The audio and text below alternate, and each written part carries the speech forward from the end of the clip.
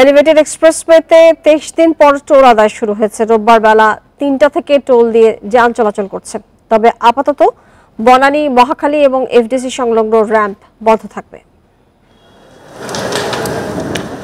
18 জুলাই বনানী ও পরদিন মহাখালীতে elevated এক্সপ্রেসওয়ের toll প্লাজায় আগুন দেয় দুর্বৃত্তরা। নুডলস খান নাই তো নুডলসই খান নাই। তখন এক্সপ্রেসওয়েতে যান চলাচল বন্ধ হয়ে যায়। 5 আগস্ট শেখ হাসিনার পতনের পর টোল ছাড়াই এক্সপ্রেসওয়ে ব্যবহার করে জনগণ। এর 6 দিন পর শুরু হলো টোল আদায়। বিমানবন্দর থেকে শুরু হয়ে একে একে খুলে দেওয়া হয় টোল প্লাজাগুলো।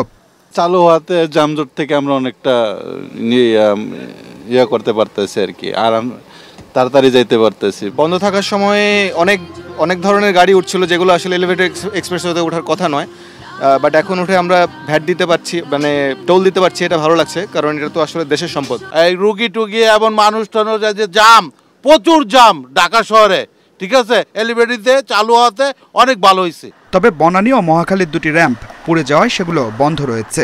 এফডিসি গেটের র্যাম্পটিও খোলা হয়নি। পরে আমরা হয়তো ম্যানুয়ালি চালাবো, ওটা তো আর সিস্টেম তো পুরাই কি হয়ে গেছে, নষ্ট হয়ে গেছে। টোল বুথগুলো তো দেখছি কিছু নাই, বিল্ডিং ভেঙে গেছে, ভিতরে মনিটর বসানোর মতো তো কিছু নাই। এখন এটাকে তো রিপেয়ার করতে সময় লাগছে। তো আমরা এখন চিন্তা করছি সাময়িকভাবে কিছু কাজ করে ম্যানুয়ালি চালানোর চেষ্টা করবো, এই আর কি। গত বছরের সেপ্টেম্বরে চালু হয় এলিভেটেড এক্সপ্রেসওয়ে। দিনে 50,000-এর বেশি যানবাহন চলাচল করে আর টোল আদায় হয় 40 থেকে 45 লাখ টাকা। Adilur Rahman, independent news, Dhaka.